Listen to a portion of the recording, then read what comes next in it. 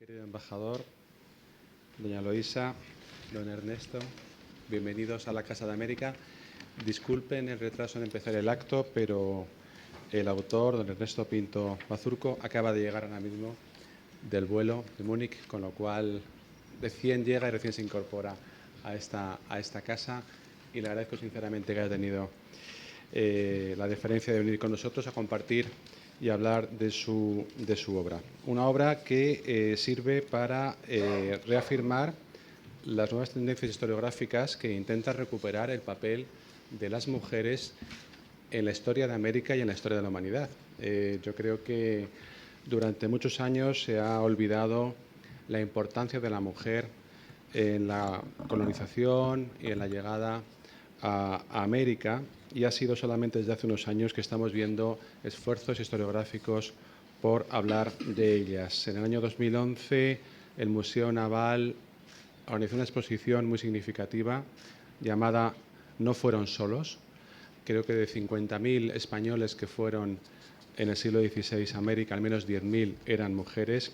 Y la profesora, la historiadora que tenemos hoy aquí, Eloísa Gómez Lucena, ella misma ha sido autora de un libro en el cual reivindica la labor de las españolas en un nuevo mundo, que presentó aquí en la Casa de América, además, y en el cual se incluye un capítulo precisamente del personaje que tenemos hoy aquí, a Isabel de los Mares, de quien vamos a hablar. Yo no quisiera prolongarme más, dejo a los ponentes que hablen de esta obra. Si quería, si me permiten un segundo, decirle al embajador Rocagnolo, puesto que creo que es la última ocasión que tenemos pública de estar en esta casa, que ha sido un verdadero placer trabajar con él, agradecerle su implicación con la Casa de América. Ha sido un periodo muy breve, pero muy intenso. Hemos tenido además este año la conmemoración del centenario de la muerte del Inca Garcilaso. Creo que hemos cubierto un montón de actos en torno a esta gran figura del mestizaje, pionera del lenguaje español en América, y nos ha servido esto para trabajar juntos, creo que de una manera excelente, y quisiera desearle hoy públicamente, lo haremos después, más adelante en privado, todo lo mejor para su futuro. Embajador, muchísimas gracias.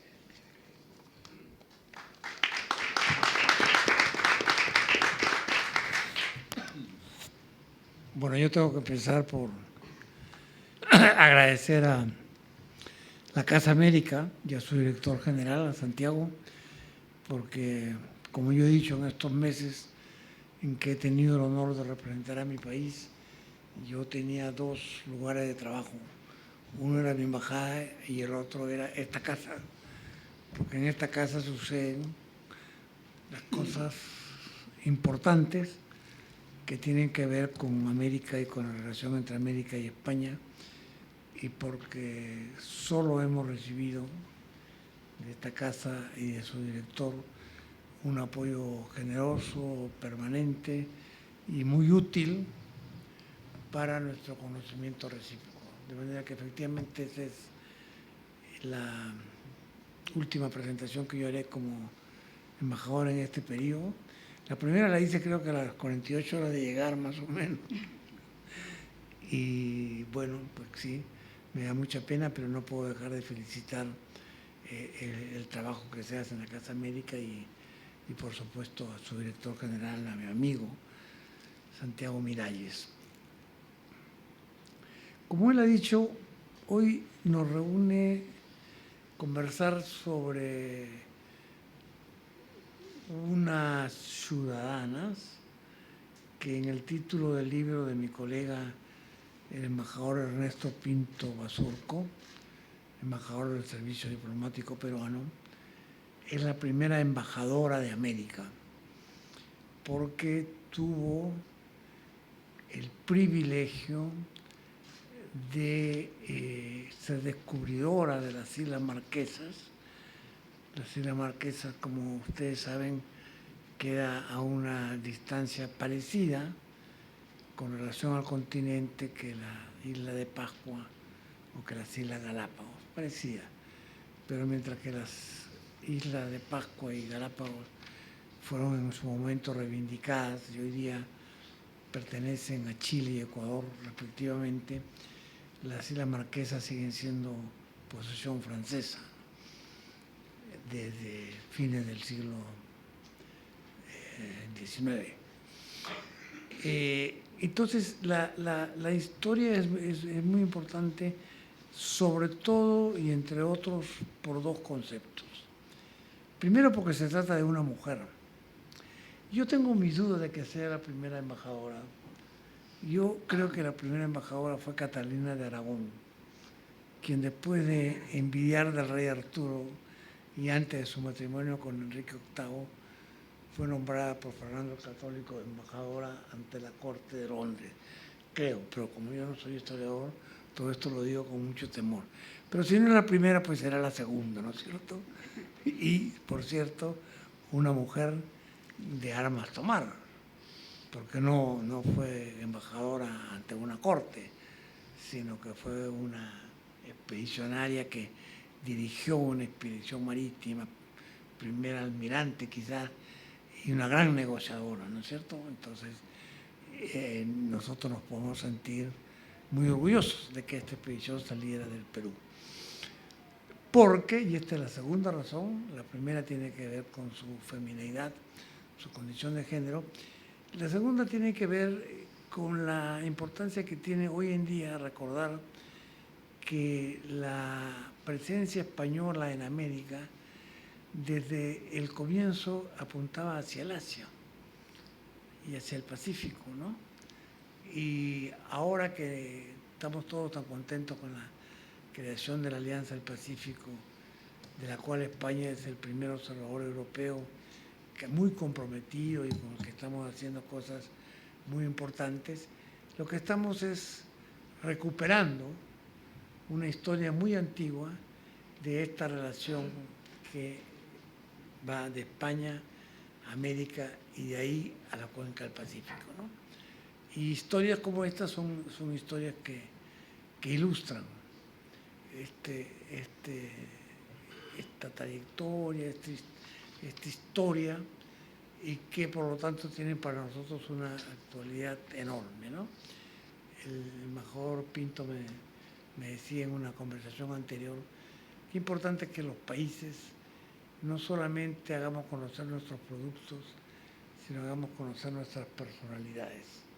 Esta es una personalidad emblemática y emblemática para la relación entre España y el Perú.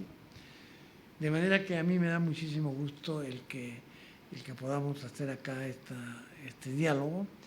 El libro fue presentado antes en el Instituto Cervantes en Frankfurt y en otras oportunidades, pero me parece muy importante que podamos acá en Madrid conversar sobre él y sobre todo conversar con los conversadores, comentaristas, tertulianos, es una palabra que he aprendido en España, tertulianos, los tertulianos que hoy día nos acompañan, ¿no es cierto? En primer lugar, el embajador Pinto, que ha representado al Perú en muchísimas misiones y que además, lo que son la vuelta de la vida, tuvo un papel fundamental y destacadísimo cuando la crisis en la embajada peruana en Cuba. ¿Se acuerdan ustedes que hubo una invasión de la embajada peruana? Mariel. Y de ahí Mariel, ¿no? de Mariel, sí. Y de ahí la salida por Mariel? Pues él estuvo a cargo de la delegación en Cuba y de la delegación del Perú en Cuba y no solo sobrevivió, sino que tuvo un papel muy destacado, ¿no? Y bueno, ha tenido oportunidad de representar al Perú en muchísimos organismos internacionales y en muchísimos países que no voy a listar ahora, y es además también un académico que ha trabajado muchos temas académicos y en temas de relaciones internacionales, de la diplomacia, que es lo suyo.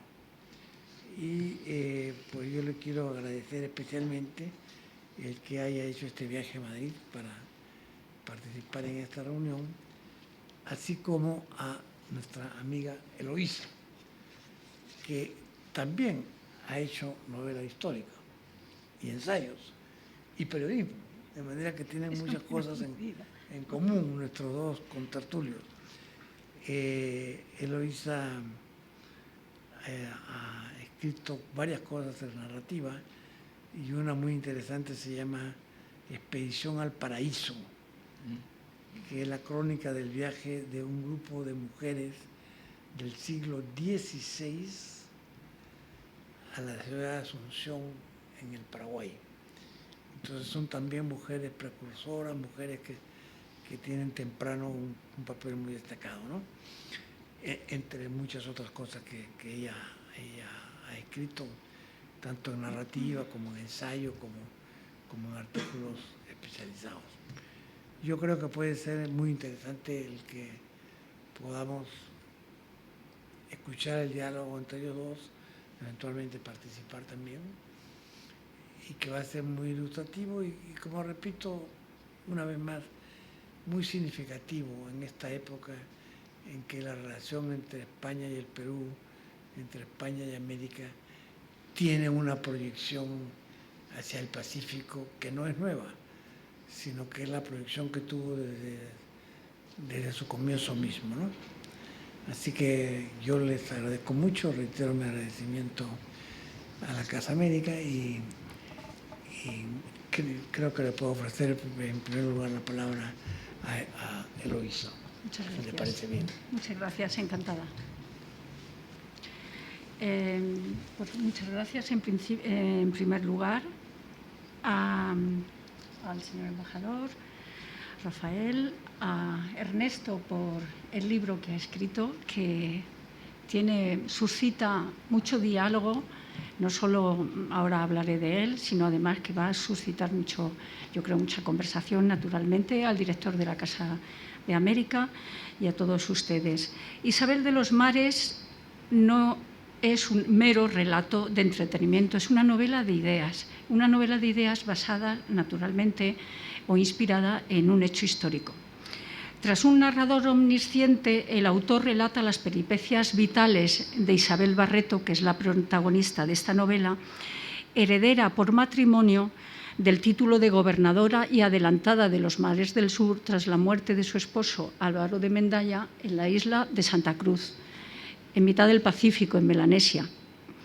Ahí ella se hace cargo de esa expedición, muy bien relatado por Ernesto Pinto Bazurco, y al hilo de ese viaje atlántico, por el Atlántico Sur, el autor, durante esa navegación, el narrador utiliza unos saltos espaciales y temporales para informarnos de la infancia y juventud de Isabel Barreto y de la importancia que tuvo un amor de juventud, el joven chino, realmente en el objetivo de ella de encontrar una ruta desde Perú a China que fuera alternativo al galeón de Manila que ya existía, que el galeón de Manila realmente estuvo en funcionamiento 2 siglos y medio, hasta la independencia prácticamente de Filipinas, y era la ruta más larga que existía entre los continentes y se transportaba pues, desde China los productos entre porcelana,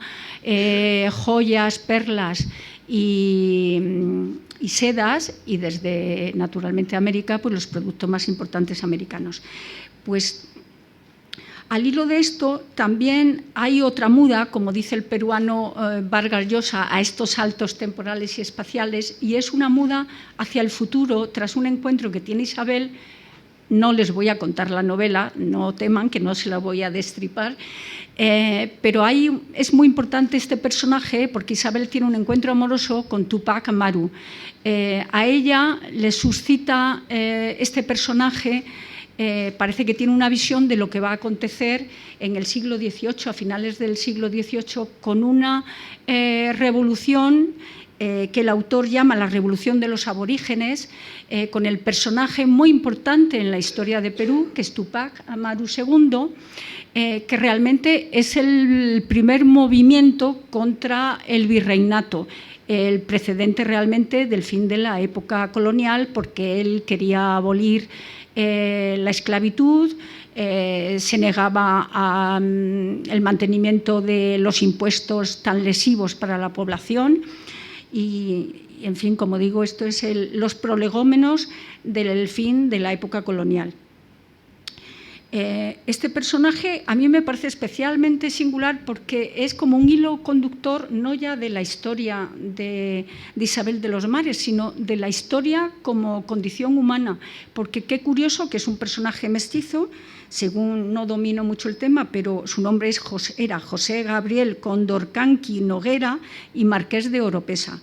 Pues este mestizo culto integrado en la cultura colonial hasta que las condiciones de privación en las que se encontraba no solo los negros, sino los mestizos y muchísima población peruana le hace promover esta rebelión.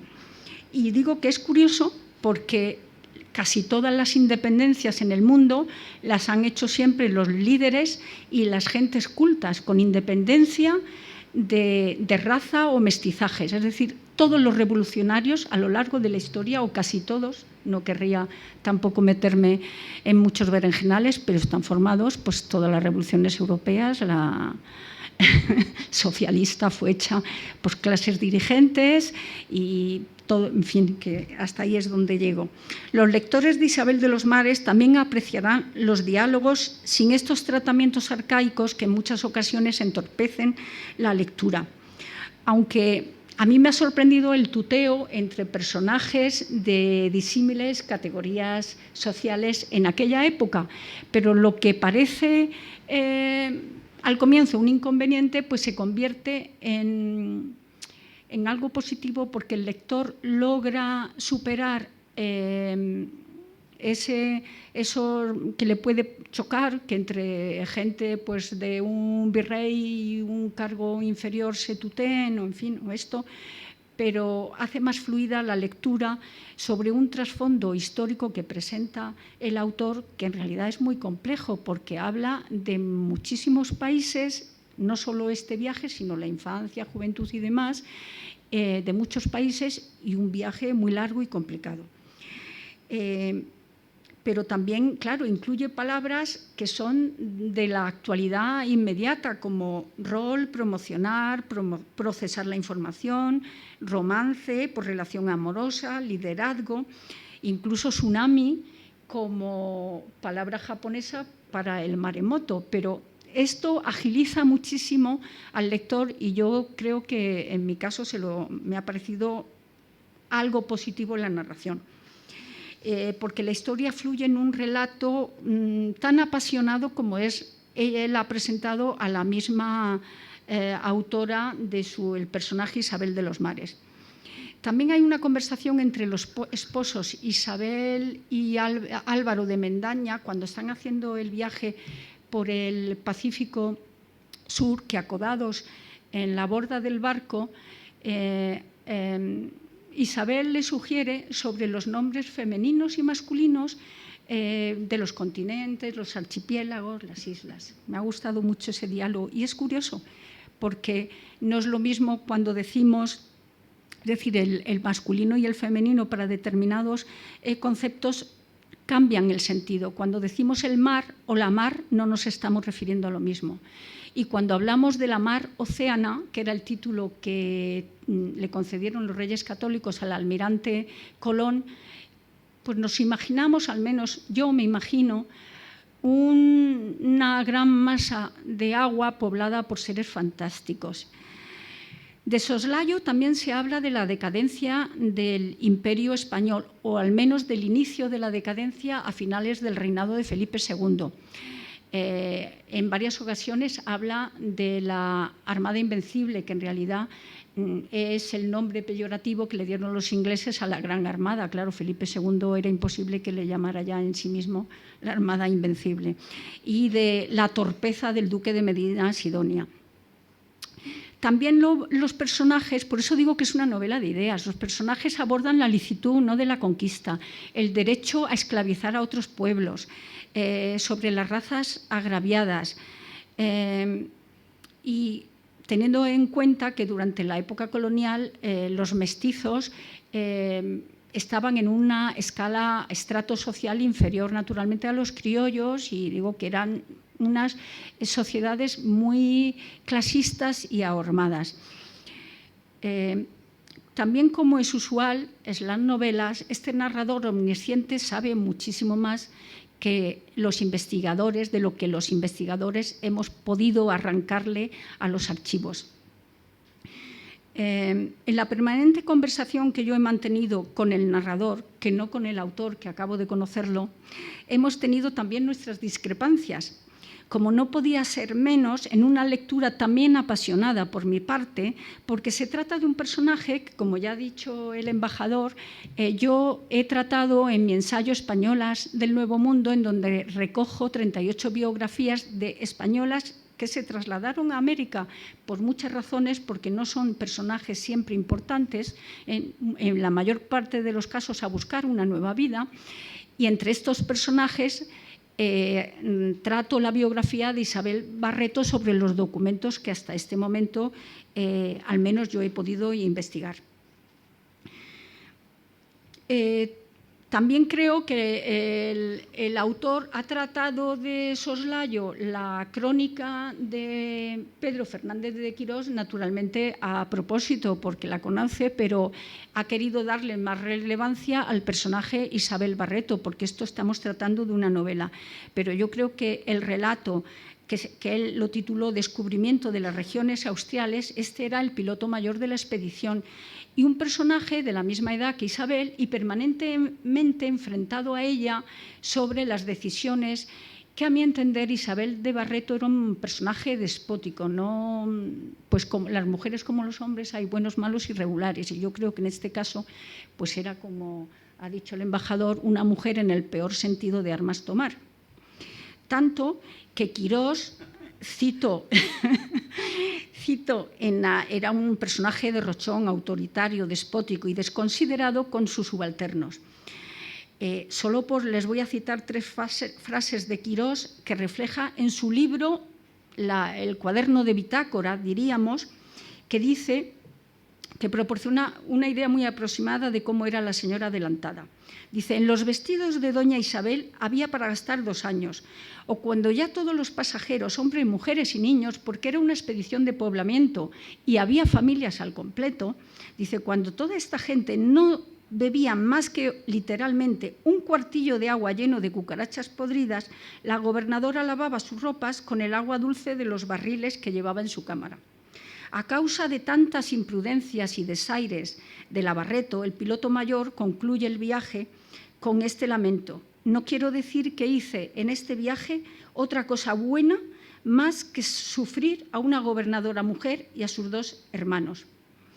También deduzco de testamento de Isabel Barreto, que lo recoge el autor muy bien. Isabel se casó en Manila.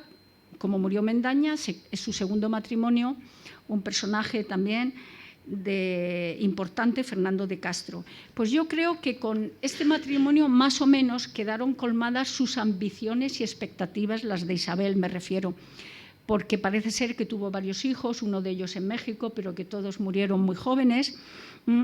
Y ella hizo dinero con el comercio, con cosas que trajo de China, que compró en Manila y de Japón. Hizo bastante dinero y, de hecho, en su testamento pues, refleja que ella tenía una extensa familia y también nombró heredero a su esposo. Antes de pasar a otro punto interesante de la novela, deseo advertirle de un pequeño gazapo que se ha colado en una obra, naturalmente, donde refleja tantos personajes con tantas historias, pues a todos nos pasa. Y es que tanto el plátano como el café no provienen de América, sino que los llevaron desde África a América. Se sabe que la primera platanera es de Guinea, que Fray Tomás de Berlanga, a través de las Canarias, que había crecido muy bien, pues la trasplantó a las Antillas, y ahí, claro, se ha producido uno de los mejores plátanos, aunque a mi gusto los de Canarias no tienen nada que desmerecer y no es patriotismo. Y el otro, que el café es de Etiopía y lo tomaban ya los turcos en la Edad Media. Hay un libro precioso sobre lo que trajimos y llevamos de América, del colombiano Germán de Arciniegas, que se llama El continente de 7 colores, además contado muy amenamente. En Isabel de los Mares, el autor ha convertido a la Barreto en un personaje genéticamente más cercano a la sensibilidad actual. Ella hace bandera de este lema: Acrisolo todas las razas, los credos, las nacionalidades. Remite a un deseo universal de muchos humanos, el de la raza cósmica de Vasconcelos, del mexicano Vasconcelos, ¿no? Él creía que estaba por venir una nueva civilización donde formaran parte las mejores personas con los mejores conocimientos de todo el mundo. Yo creo que en este sueño, ahí sí que participa el autor. De lo que he leído de internet, él también participa de ese sueño. Es una persona que ha luchado por los derechos humanos, como nos ha contado con la crisis de Mariel. Me ha parecido leer que también ha sido nominado al Premio Nobel de la Paz. Allí donde ha estado y en sus libros se deduce ese sueño de una humanidad común independientemente de razas y credos. Por eso es el lema que tiene tanto valor, yo creo. Y la novela termina con un homenaje al Quijote y cómo el idioma español es el verdadero lazo de unión entre los habitantes de una y otra orilla del Atlántico. Y qué buen momento para recordar a don Miguel en este 4º centenario de su nacimiento, perdón, de su muerte. Gracias, muchas gracias, Ernesto Pinto Bazurco, por su novela extraordinaria que me ha apasionado y por regalarnos esta historia, y muchísimas gracias a todos ustedes.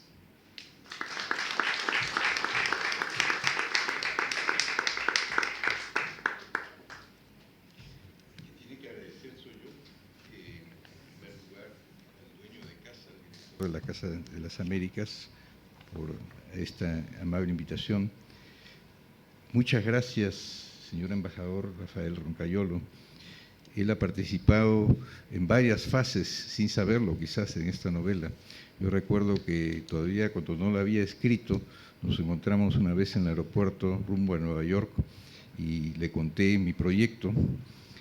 Ese se hizo realidad 2 años después y Rafael fue a la presentación de mi libro en la Feria del Libro de Lima, el 27 de julio del 2013. Quiero decir también que Rafael ha sido un excelente canciller de la República y quizás una de las cosas importantes que hizo es abrir nuevas misiones diplomáticas. No solamente reforzó el servicio diplomático, sino proyectó una apertura a diversos países del mundo. No sé si enterado de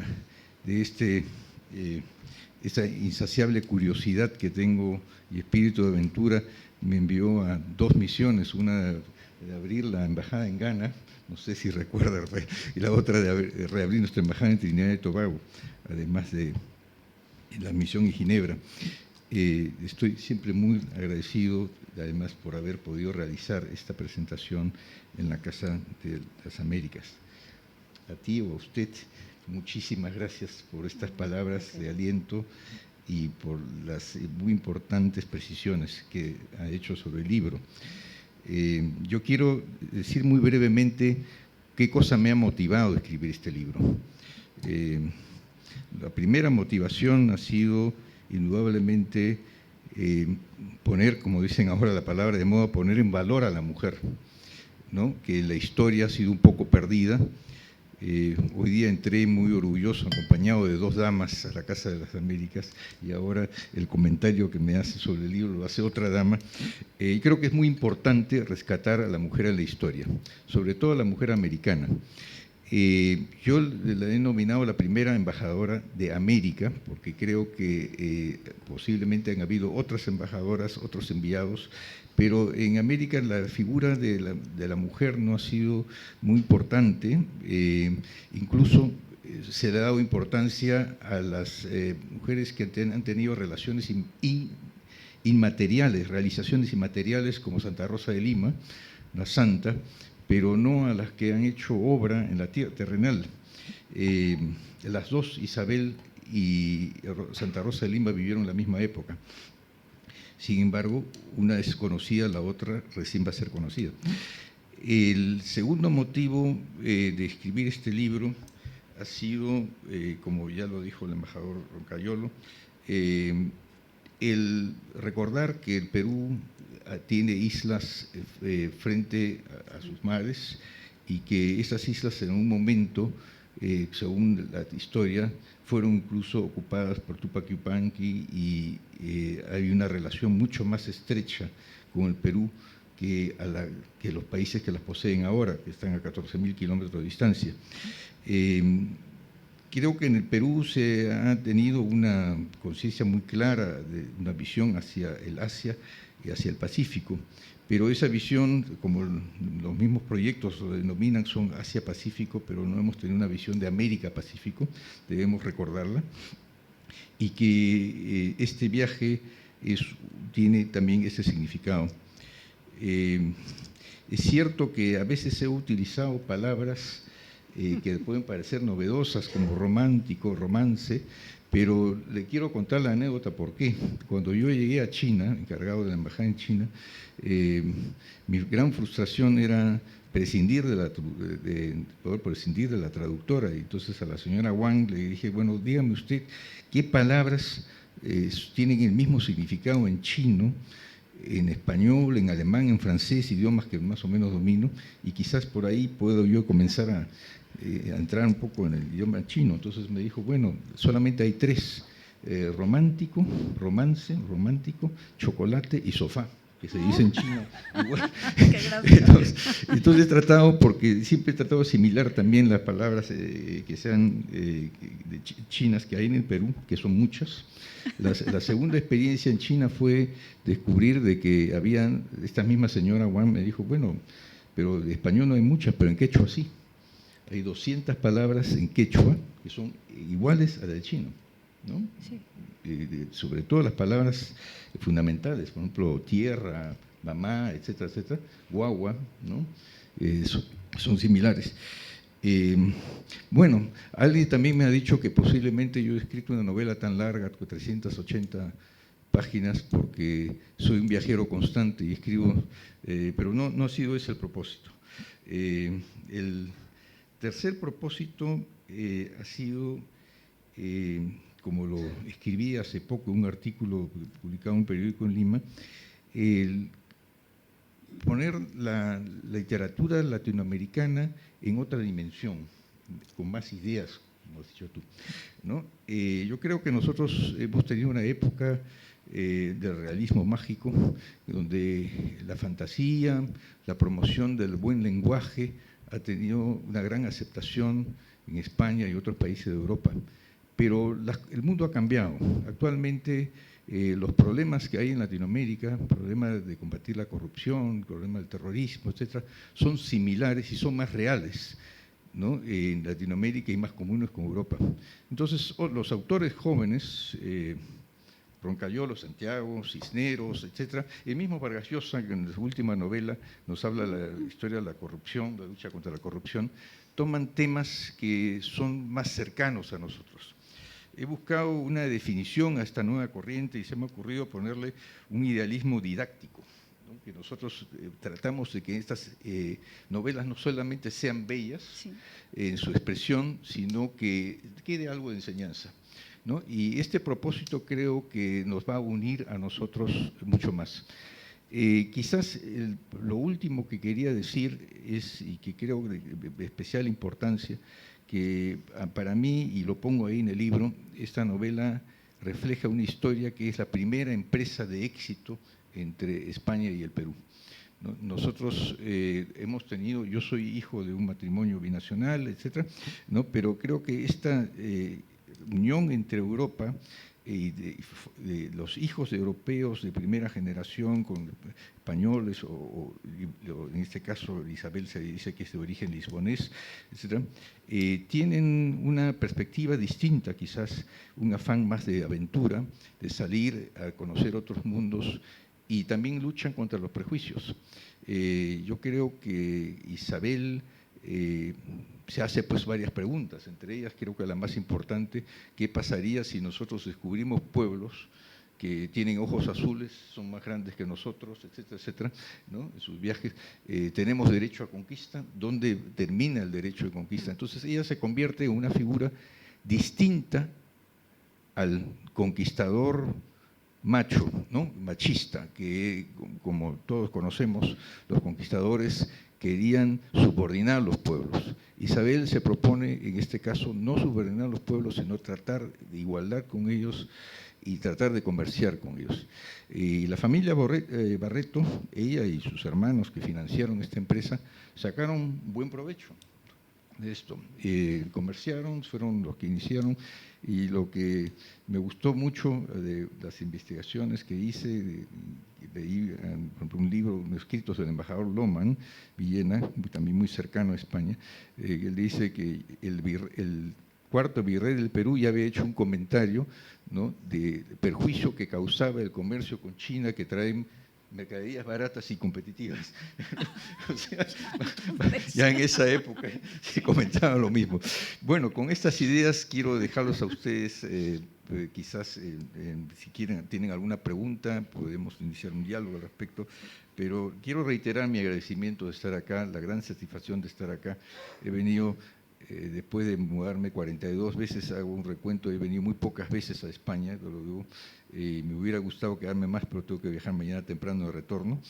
La Cancillería se ha puesto muy estricta. Entonces, pero tenemos algún tiempo, si ustedes desean intercambiar algunas ideas o hacer algunas preguntas. Muchas gracias.